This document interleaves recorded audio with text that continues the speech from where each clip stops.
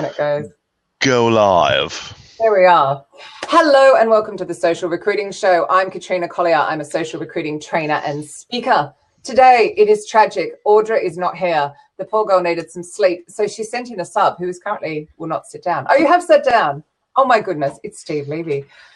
Really, he doesn't need an introduction, so I'm just going to ignore him for now. More excitingly, did I just say that? Here's my CC. There's nothing further to say.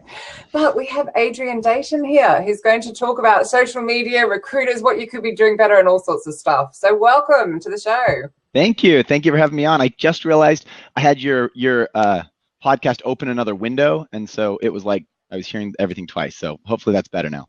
Don't worry. Don't worry. You know how millennials are with technology. No, it's Did you hang yourself up? And I rest my case, don't I? Let's invite him back on. Oh, yeah, that'd be fabulous. I think Gen X are just much better at this stuff. So when I closed the other window, it also kicked me out. So anyway. Yeah. Hi, welcome back. Yeah, thanks. Today we're talking about how millennials can't use technology. Yeah. Well, good to be with you. Thanks so much for having me on. No, you're very welcome. You know, we do have a special social recruiting participation trophy for him, just for that, just so you know. Just so you show it how it's not done. I appreciate it because I've come accustomed to that type of treatment really in every aspect of my life. So appreciate it, Steve. You're very welcome. You know, we aim to please here. So, because I'm sensing Steve's not going to do this. Tell us a little bit about your background, Adrian, and why I've invited you on, because it all makes sense. Yeah, that sounds great. So I used to be a practicing lawyer. Please don't hold that against me. But I started in 2008, which really is the best possible year to have started practicing law. And economic downturn hit. And at the same time, I started using social media, fell in love with Twitter, started blogging, and actually brought in my first client to my law firm through Twitter. And I went to the marketing department and I said, hey, you know, me and the other associates have no work to do. Why don't you let me teach them how to use social media so we can bring in more business? And she looked at me and she said, look, we've been here for over 100 years, and that's not how we do things here, you know, at our law firm, right? Sounds very familiar. Yeah, you heard something like that before? So I said, okay. Sorry, just ignore the pinky finger thing going on here. Yeah, I know what he's doing. Yeah, I hear it. He occasionally forgets I'm not a British. He just thinks I'm British. Right. Yeah. So a few weeks later, the head of my department comes to my office and shares with me a few words I'll never forget. He says, you're fired. I call my wife and she's crying because we have a baby at home. And I said, honey, don't worry. I've got this idea. I'm going to start a business teaching lawyers how to use Twitter. So I'm going to be a social entrepreneur. That's what you told her, honey. And I'm going to have CEO. I can imagine the face. Was she like? Well, I always say, and she cried harder, but she was very supportive.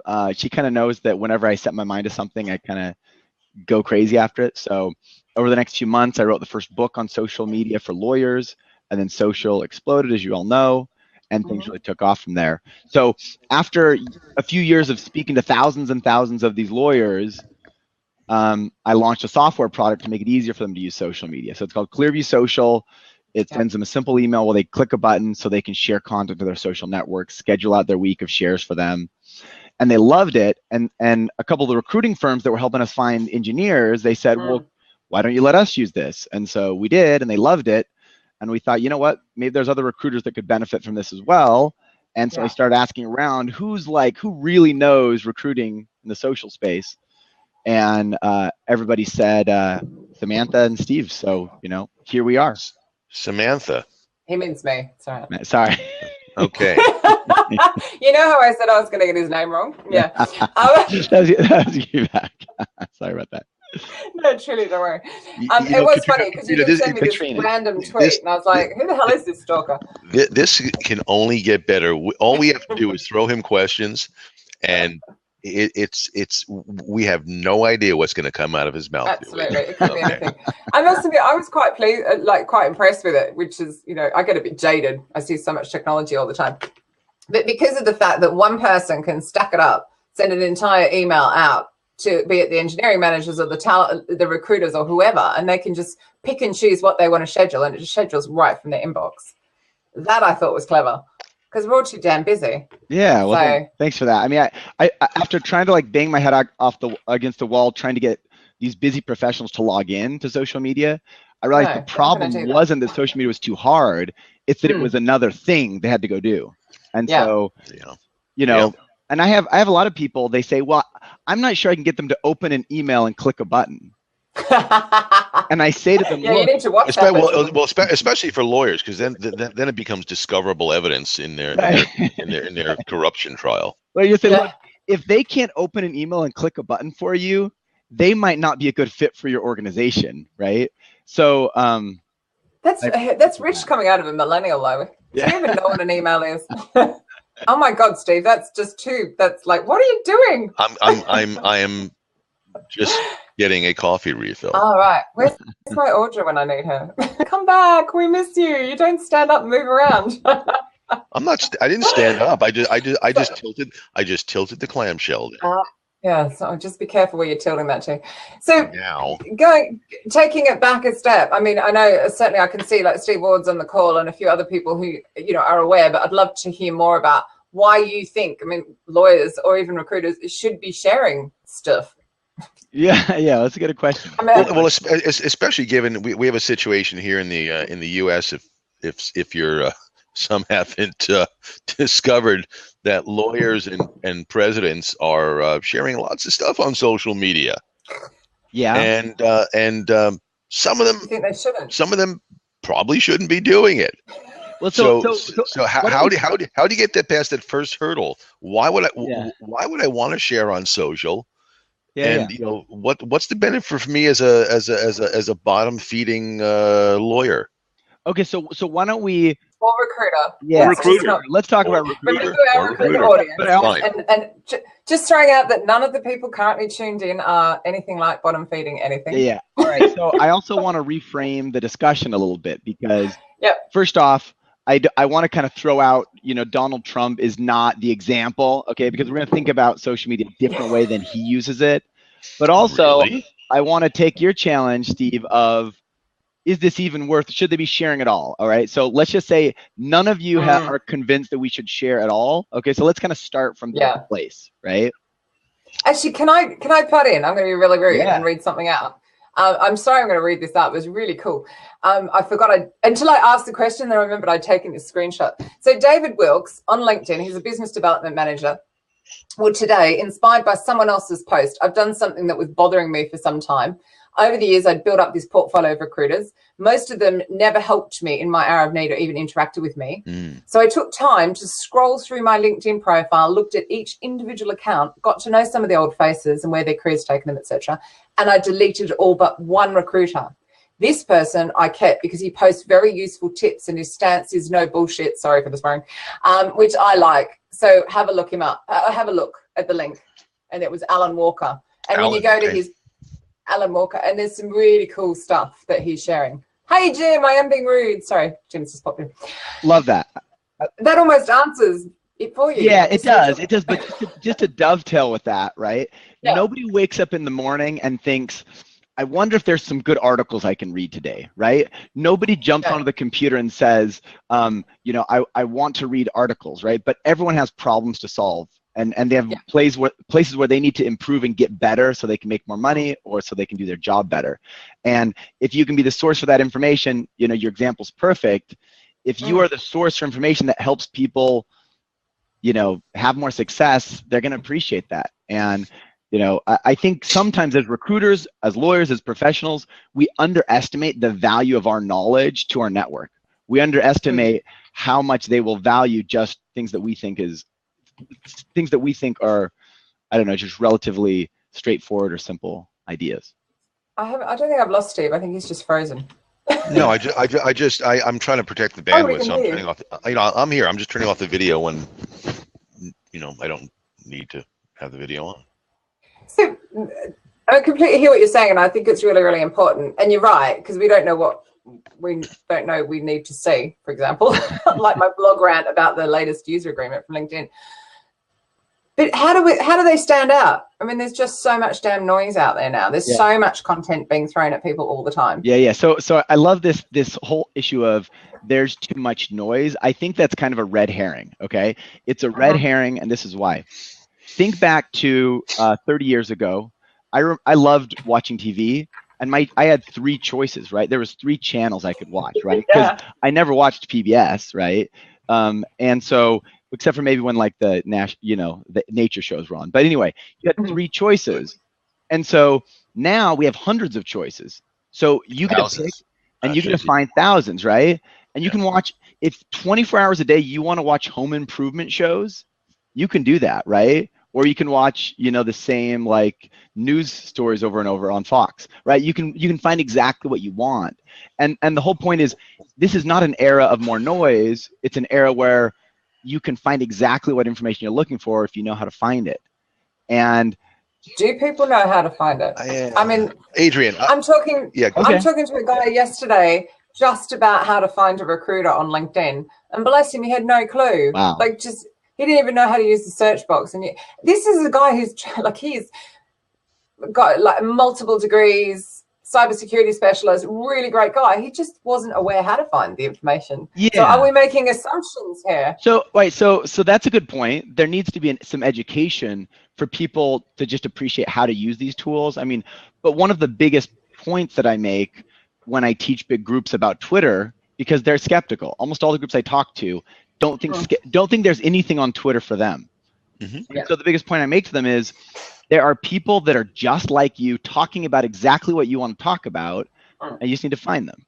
And it's not obvious, right? That's why Twitter has struggled where LinkedIn has taken off, because everyone like understands, oh, LinkedIn, I can link to all my people professionally. That makes sense. Well, Twitter, Adrian, you're creating silos here based on platforms. 3 names in a row. I know. Yo, Adrian. Okay, all right. Put it that way. You're creating silos based on some marketing perception of what each platform is. But I mean, the real issue now is when Katrina and I first got on social media. I mean, I got on LinkedIn in 2004, Facebook probably the same time, Twitter April 2007. There were certainly at the time, distinct personas for each platform. Now, we have there was a post on one of the Facebook groups about the new LinkedIn, which Katrina knows I refer to as KinkedIn. And, we have Twitter being, on some levels, such a good quick communication platform, but at other levels, it is every neurotic, psychotic persona of the planet rolled into 140 characters. The problem now is, when a boomer like myself was growing up, we go to the library, we had a thing called a Dewey Decimal System, a defined structure for identifying and finding information. None of these things are like the library anymore. No. And so the rules, the strategy for searching is about as amorphous as 1 minute of Twitter tweets coming down at any point of the day. Yeah. How then do you just go from this massive top of the funnel to something down that is marginally or substantively useful in a short period of time, to the point where there's some return on investment? Okay, yeah. So great question. And let me just first by saying that if you're going to take an example like the Dewey Decimal System, I think most Americans understand more about how to search Twitter than how the Dewey Decimal System is set up. But it's like Dewey's dead. People, anybody who's under the age of 40, you take Dewey Decimal System and it's right. Well, I guess I should say that's not the shining example of simplicity in search, right? I mean, a Google search, I think, is a pretty good example. But what I tell people is that they can piggyback. Right? Let's say somebody wants to they want to use Twitter more for recruiting. They don't have to do a Google search. They can find the two of you and follow you on Twitter. And all of a sudden, they're getting your decade of experience on Twitter and all of your insights, you know, you basically can stand on the shoulders of giants, right? What is it, Isaac Newton said, right? Like finding these smarter people that are already doing the work, right? You guys know how to find the information, and if you can just find those people, it's like a shortcut. You can get there more quickly. Well, this isn't like this. You know, this is not scratch and sniff Twitter. You know, social recruiting. You know, it's not as simple as finding, you know, folks like Katrina, myself, you know, Jimmy Stroud. I'm looking at some of the folks on the side, and you know, all of a sudden, you know, looking at our presentations, which you can find, you know, if you have a tenth of a brain, and it's there's a bit more than that. You know, there's the foundational stuff, which I think needs to be, I think is often left out of platforms and training. Yeah. And that is, you know, what do you really want to do with it? You know, what's the strategy? What's the plan? You know, how do you take attorneys? Well, and again, I'm going to focus on I want to focus on attorneys because they're a special breed. I have a lot of friends of mine who are big time attorneys, and I can tell you they're special breeds and they think a certain way. How do you get them to go from lawyer thinking to social thinking? I love the question, and I think this is one area where Katrina and I have a lot of experience, because we realize these tools are not hard to use, but it's not obvious how to use them, and that's the problem. That it's not obvious, and so, you know, both of us have worked over the last 10 years helping people learn how to use free tools because it's not obvious. So I work with some of the most brilliant people I've ever met. And then you met us. Speak for yourself. No, but look, these are high-powered lawyers that are billing $1,000 an hour. Yeah. But I've had some of these partners that do not know how to copy and paste, right? Where I showed them how to do it, literally showed them on the computer how to do it, and they said, "Oh, that's how you copy and paste." They've just been like dictating to their secretary, you know, what to move around on the document in the past. But to answer your question, you know, having a strategy is important. Knowing exactly what you want to accomplish is important, but then you also have to combine that with the right tools. And so, you know, for a long time, I tried to show these lawyers, oh, here's the simple way to accomplish what you're doing, and they weren't really willing to put the work in. I mean, it still does take effort to learn this stuff, but so did the Dewey Decimal System, right? So I'm going to call you out on this, Adrian. I don't think you've answered this question. And actually, the way Steve Ward has just put this actually almost is, how do lawyers win business on Twitter? Because honestly, they're not going to use it if they don't see the business. So great social example. Ambulance chasing. Here's the example. Social ambulance station that is unethical, that can be disbarred. Okay. Here's a prime example. Yeah. Okay. Here in Buffalo, there's a venture capital firm here in town. And one piece of their legal work, they always have this big firm in DC and New York do the work, okay? But a local firm here tweeted out an article about how they're starting to do some of these similar work and have success. Yeah.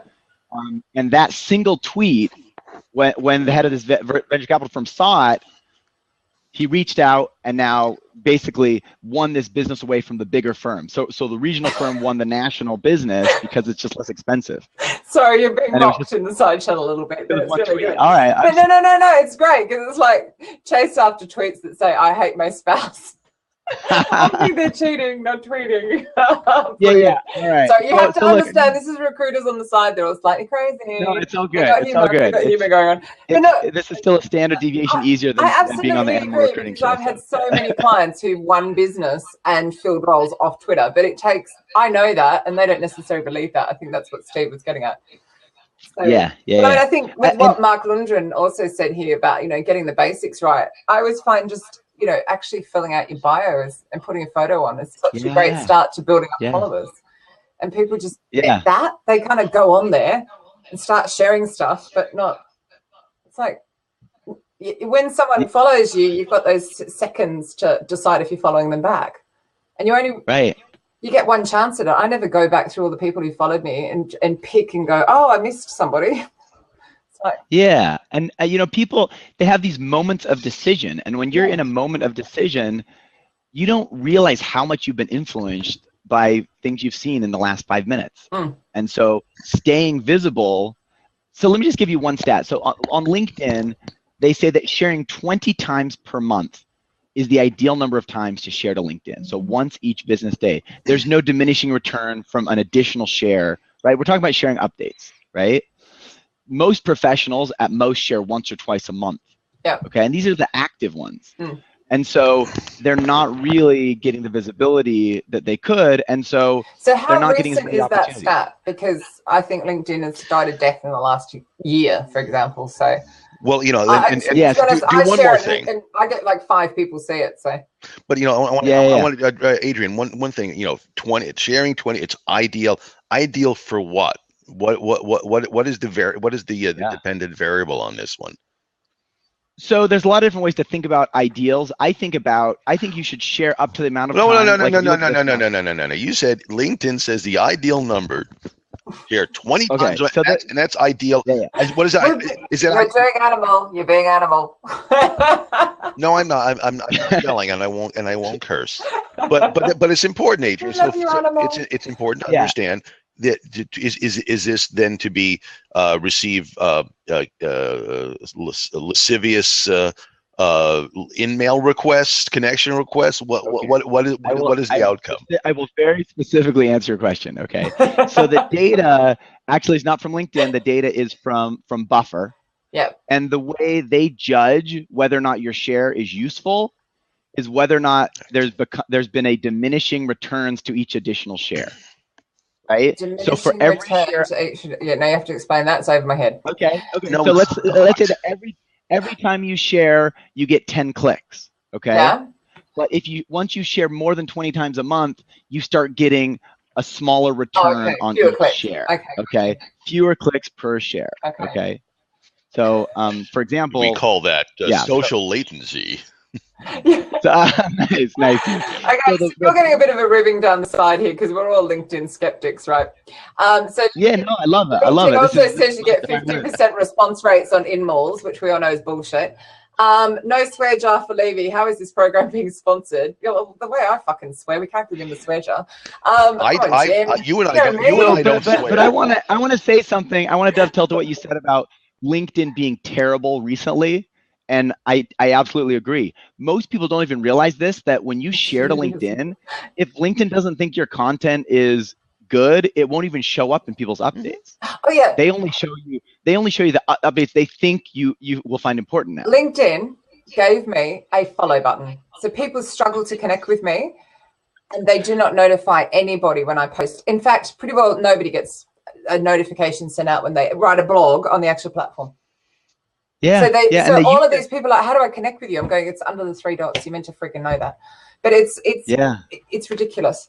So, but the latest, which I just wrote a blog rant on, which I'll be happy to share with everyone. The latest terms and conditions update is ridiculous. So I'm chatting with a job seeker. I want to. Pardon? I shared that one also. You and I just have this like. It's the CC thing. Yeah. Anyway, do this with your finger. Yeah, but I have a feeling that we're different place on the screen to what we think. Oh, you heard it. Anyway, basically, if I want to, so we're talking about you sharing updates and you look fabulous. So you attract a job seeker who wants to hear your content and they send you an invite to connect. They've just breached the terms and conditions because they don't know you. Yeah. Yep. Well, awesome. You understand LinkedIn's trust in, this is a whole thing, but LinkedIn's trust and safety function. Well, so all right. Well, so instead of us having this be a fest where we just like trash on, no, LinkedIn, we can trash every platform. Don't worry. No, I know, but I think what would be more useful to your listeners is to talk to them a little bit about where are the opportunities that I think most professionals aren't taking advantage of social media. Okay. And so he's a good guest. He controls us. We processed over 1 million shares through our platform in the last 3 years. And from this data, what we've learned is that LinkedIn is a crap place to share content. Yeah. On average, when someone shares an update to LinkedIn, it's going to get between 2 and 3 clicks total. Yeah. Okay. That's a small number. Yep. But you might think this is pretty boring content. Like, why are people clicking on it? It's like about legal, accounting, business content, right? Yeah. But that exact same content When it's shared on Twitter, it gets 6 times the clicks. When it's shared onto people's personal Facebook pages, it gets 7 times the clicks. And so the point is that when people want content, they never go to LinkedIn for that. Yeah. Right? Well, a couple of things. There was an article published, I believe, 2 years ago about where do salespeople. The trend is for salespeople when they want to contact, for example, customers. The curve. Twitter has surpassed LinkedIn as the place where content and information is shared there. So there's certainly some truth to that. It's borne out in the numbers. Well, yeah, and anybody that looks at their own numbers will see that that's the case. But I can't tell you how many professionals that they will say LinkedIn is 100% the best place to share updates. That's because that's where all the professionals are. The only problem is that's not where they're looking, right? They're going to LinkedIn to accept connection requests. I talked to some of these lawyers, they've been using LinkedIn for years. I show them the homepage of LinkedIn where you share updates. And they're like, how do you get to that page? Right? Because they only use LinkedIn to accept a connection request, right? LinkedIn desperately wants to become the go-to place for content. They've lost that. Simply, they've lost. They're a long way. They're a long way away from that.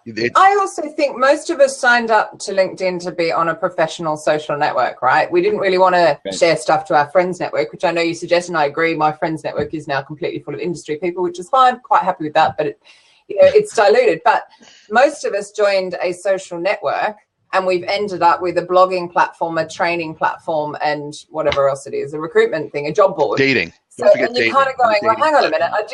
It's a bit like me saying, I'm going to pay my hairdresser 50 quid a month and I'll just go in and she'll just do my hair. And then I walk in one day and she goes, no, I don't do hair anymore. I only do pedicures or nails. And you're kind of going, that's what LinkedIn's done for those of us that have been on it a really long time. Kind of a bait and switch. They're making it less useful for networking and throwing in these other things. Adrian, so which brings to mind a point, and and again, it's instructive to think about your audience that you use to develop this.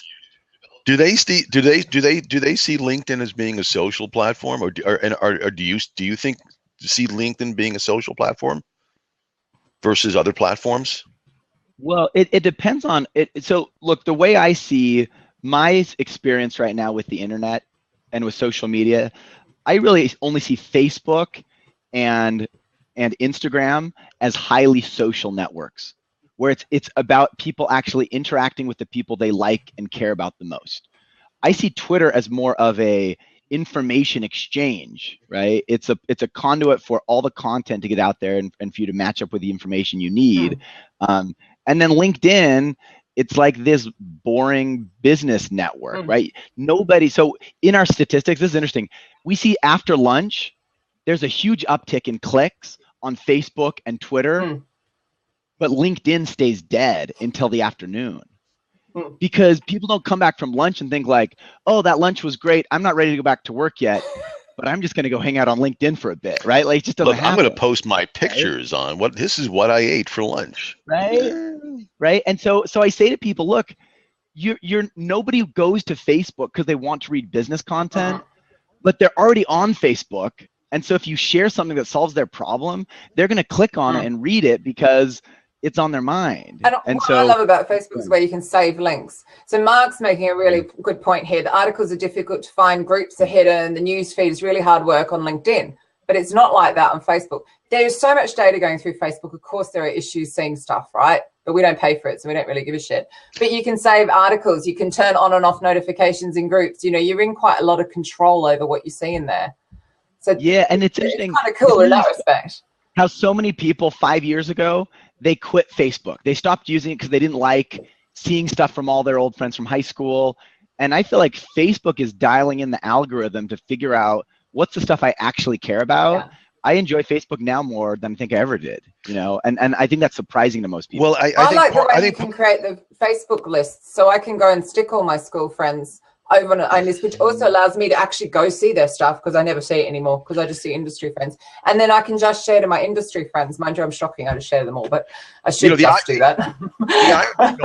The irony of what you said is, you have these three companies, amongst others, are cycling and recruiting their data scientists and their algo experts from each other. So it's like a stock picking algorithm. A couple of different firms might have different experts who do different things. Bridgewater Associates, Rentec, BlackRock, they all have very smart people going through the data, creating algorithms, and each comes up with a slightly different thing. Now, all of us know that those companies poach from each other and they cycle them through. And one would think then, with the volume of data that's going through all of them, there are only so many ways to skin to create an algo that works.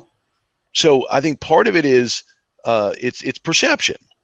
But what I don't get is if LinkedIn's hiring the people from Facebook, I was going to swear again, pound in the expletive box. Why is the user base so shit?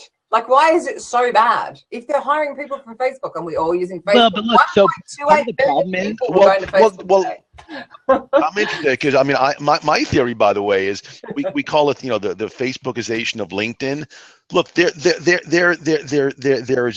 dirtbags on all platforms, and there's something called regression to the mean. When we first got on LinkedIn, it was a very tight community, very goal-oriented principles, but now and it was a high value on a mean.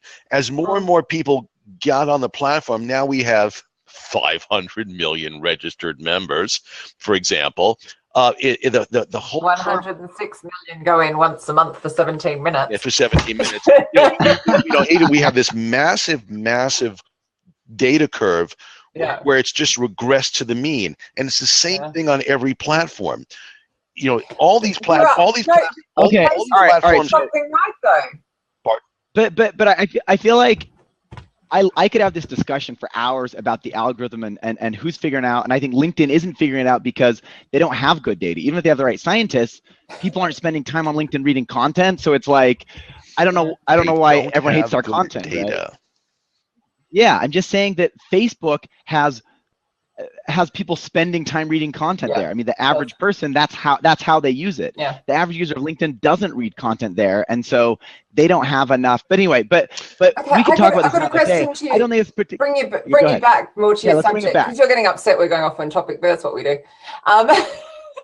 We never say. I want to make it useful. It's useful. No, believe me, they're writing comments down the side, so I know they're finding it useful. I'm trying to follow along somewhat. Yeah, no, honestly, if they're not writing comments, then we know we're being boring. Yeah. So, I have a question for you. So you mentioned that the lawyers should share stuff to their personal friends network. Yeah. I get resistance from that. I'm not doing that to my friends, and I kind of get that. But how do you get them to do that then? Yeah, well, so have you seen the TV show Seinfeld? It was quite big here in the United States. Are you familiar with that? Katrina? Where the hell do you think she's been living, Adrian? I was just kidding. I was kidding. So there's a great episode. What did Baby just say? Oh, I was supporting you. He was supporting you. Like, how could I even pretend that you wouldn't know about that? But the whole point is, there's the great episode where look, Adrian, Uptown Abbey. Adrian, do you know about that show? So Jerry invites George's girlfriend to a movie with Elaine. Yeah. And he's like, worlds are colliding, right? The famous worlds are colliding episode. I don't remember that one, but everyone has this same fear of worlds colliding, right? They want to keep their business friends separate from their, personal friends.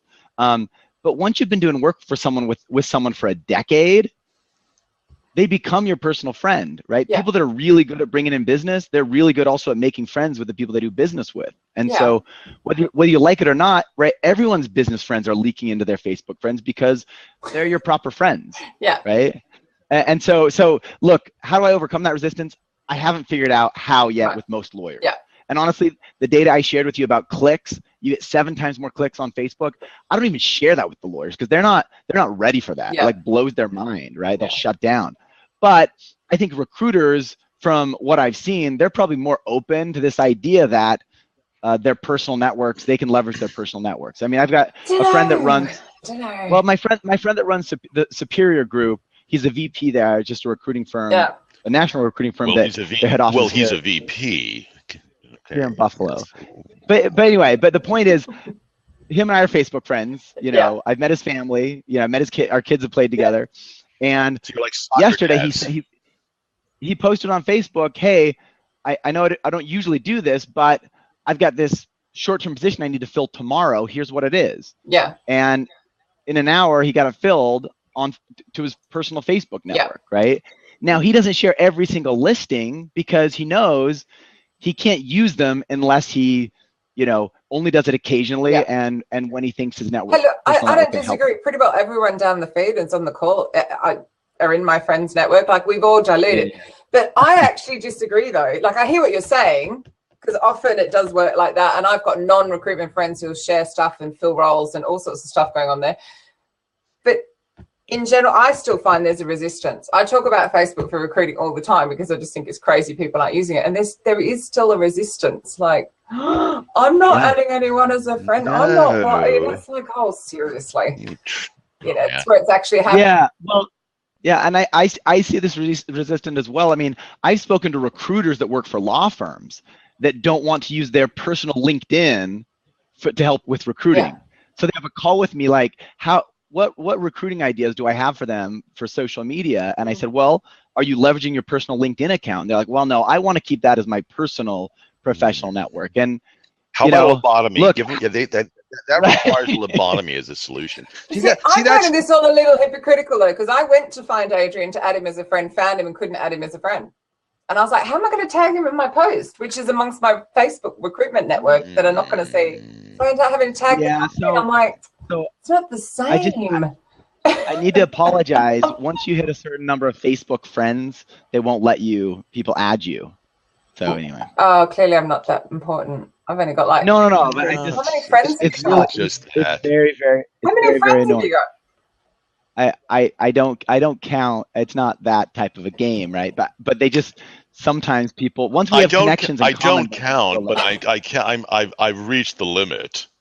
I find it terrifying at 800. I'm just like, oh my god, it's like 800 too many. What am I going to do with them all? Well, I mean, so someone made this comment about an echo chamber in the comments there, right? That Twitter and Facebook are just a huge echo chamber.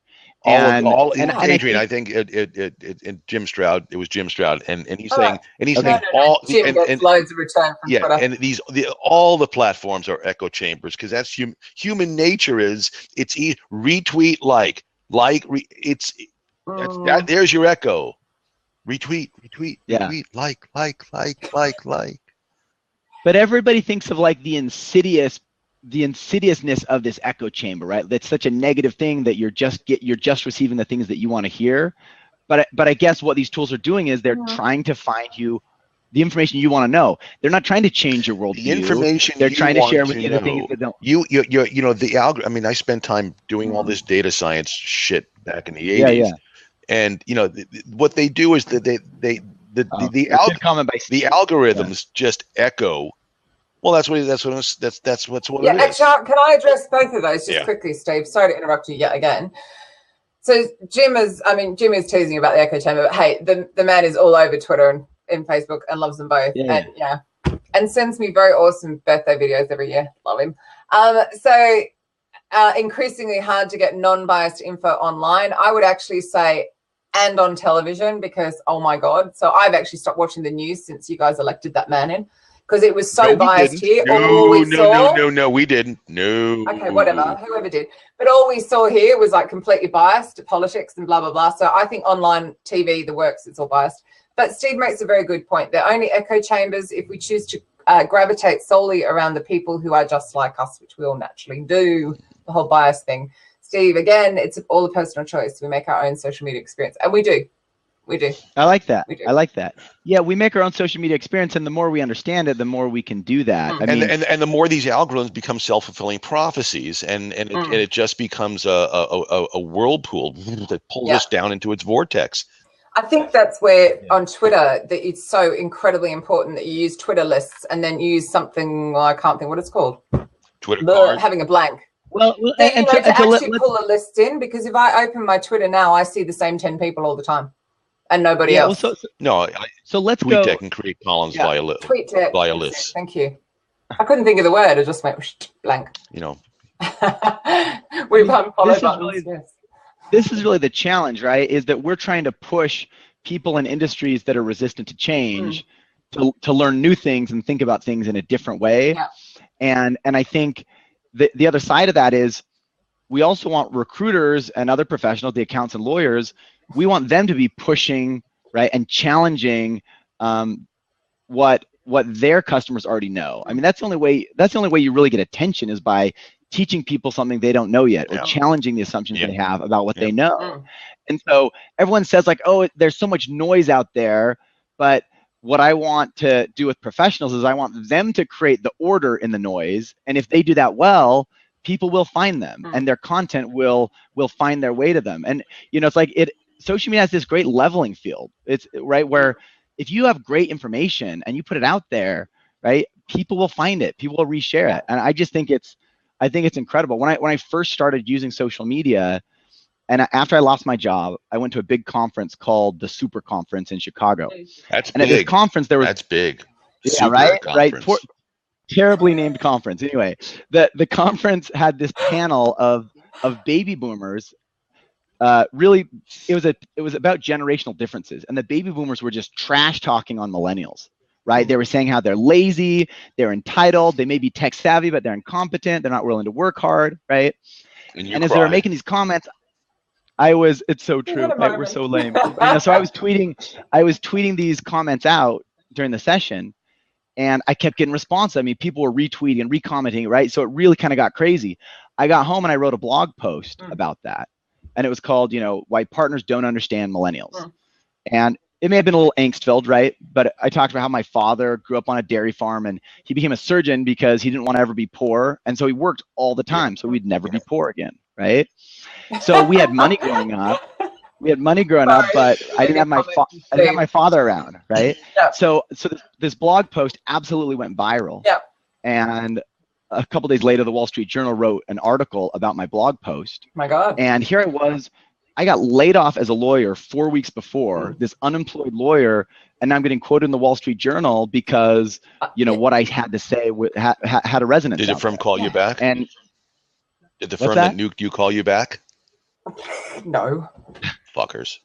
And are we still doing bloody generational bollocks? Yes. Yeah, well, yeah. Which is the things are in here. The good thing about millennials is they don't generalize. The firm has tried to completely ignore me. Oh my God! I just got swear jar for bollocks. No, that was me. Yeah. Oh, that was me. That was both of us.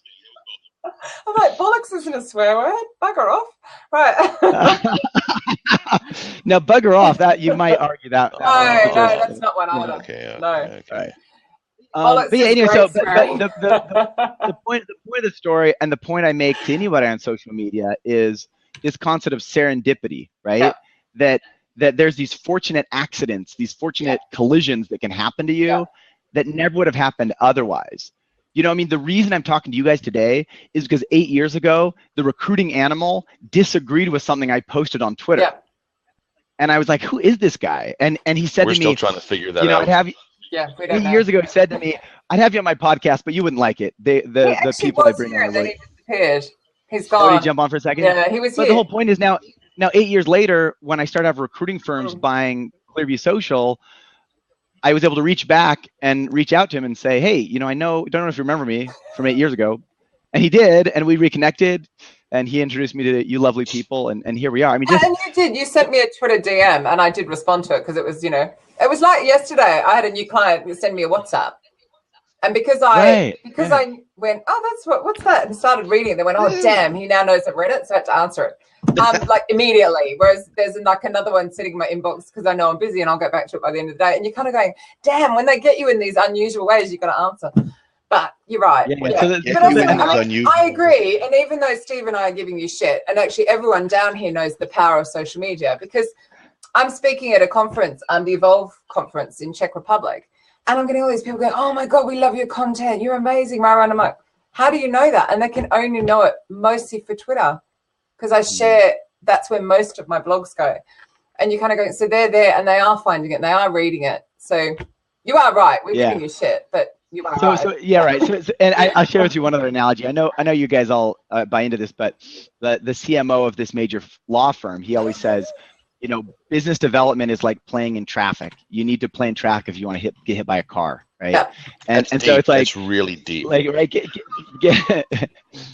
but most professionals, right, they just need to know you just gotta be out there for these chance happenings. But anyway, so it sounds like you guys are all on board. You know, I'm not sure if it's chance. You know, what's that horrible saying? You make your own luck, and part of it is it becomes an extension of your subconscious to many of us. Yeah. We'll put things out there on Twitter, not necessarily not expecting a specific outcome, but just putting it out there in hopes that, knowing that someone will latch onto it and take it, will add color to it, take it to a direction that we might not have thought of, but give life to it. And I think one of the things that I'm going to disagree with that, because I built my audience quite specifically.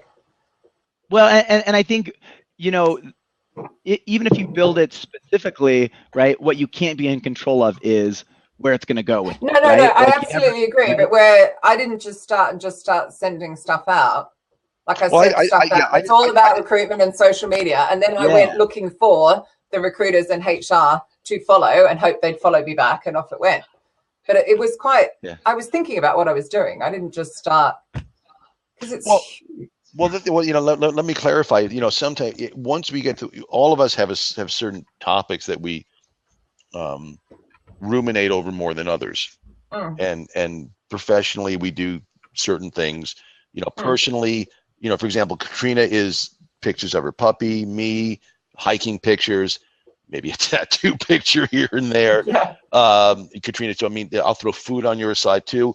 But other than that, we are pushing an agenda in our head. That we use social. We'll sometimes seed conversations, not exactly knowing where they're going to go, but hoping that they go somewhere. And then those turn into other nucleation points for other things. They all come together, and pretty soon, we're giving talks at conferences on things that are a much higher level. So there's, sometimes you have a plan. You can see something out there. You might not know exactly how to get there, but we use the platforms in distinctively different ways to get there. So I guess my question then is, as you're teaching this, how does a Clearview Social take all the differences and the similarities, all the different platforms, and help somebody create a messaging that turn into some kind of outcomes? Yeah, so it's a great question. I mean, I think the starting point is looking at people, whatever the professionals, whatever they do, whether they're a recruiter or something else, and look at fundamentally what's made them exceptional, what has really made them successful away from the social media world, and how can they clearly create a narrative around that they can share. And so, someone was talking about creating content's one thing, but how do you create a signal so people will find it? And I think the only answer to that is you've got to create highly tailored content that's going to specifically resonate with the right people. And it used to be, even if you created that, you needed distribution, right? But now the content itself is the signal, right? If you have a great headline and you have great content, that will be the signal. But then when you have some other influencers, maybe like the two of you, that pick it up and share it, pass it along, obviously the signal's a lot louder. That does help. Where's he going now? No, I'm back. A call came in from my brother. I want to see what he's hello, we're like live. People are listening, and well, it happened. I'm not. Oh, your brother can't wait 12 minutes. Like, not on this one. That's what a functional family's like. Mine would be like, yeah, they can wait a week. So Steve Ward made this comment. It's a bit of a numbers game. And I absolutely agree with that. It is a bit of a numbers game because, the serendipity effect. You could have one tweet a year and have someone at that exact moment see it and have something amazing happen. But the chances of that are extremely, extremely low. And so you need to get more chances for people to be seen. And so one place where a social media expert could come in and build your whole schedule for you, and they could make sure everything you post to Twitter, you don't just post it once, right? Every article you write should be posted at least 3 times over 3 days. This is something that our software just automates for you. It's just going to triple post to Twitter. It's going to make sure things are going up at the right times of the day, because even though, and I assume it changes the wordings, and I know I've asked you this before, but for yeah, right. You know, you can't post the same thing to Twitter because Twitter won't let you send a complete So actually the second one will say, like, you know, in case you missed it, right, whatever. But the whole point is that people need to be more visible, and, you know, sharing once a week is not more visible, right? And so we've tried to take the best data and recognize that the vast majority of people have no interest in becoming social media experts. They don't want to learn all of that. Whatever so they could just really is. Right. I don't know how you can do one. It's like rented ground. It changes every 5 minutes. Yeah. I'm very good at teaching you how to use it for recruitment. That doesn't mean I'm an expert on social media. Like, I'll still look at some of the platforms and go, I don't know what this is. You can't understand. They're not asked to understand.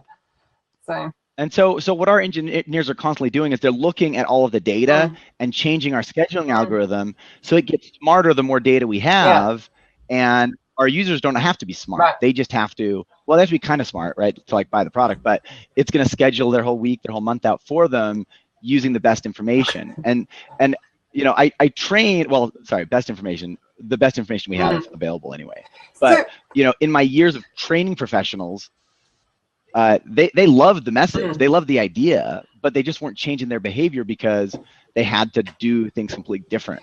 So what we've tried to give them is kind of an easier entry point to start participating. Do you then encourage them to go in and look and see the notifications that they're receiving and the comments and the retweets? Because I love the idea of it, like, so much, because it would just absolutely. I mean, I think of what we're doing, I think of it as like a gateway drug into social media for them, right? Like, if they're to follow our algorithm perfectly and they share the ideal number of times every day and every week, right, it's still not enough. They've got, right, but it's a great start. The next step is for them to get in and start learning from what's happening, learn from their interactions and see what people like and what they don't. You know, for example, when I was looking at the Twitter feed of Steven today, and he shared, really like, almost dangerous thing to do.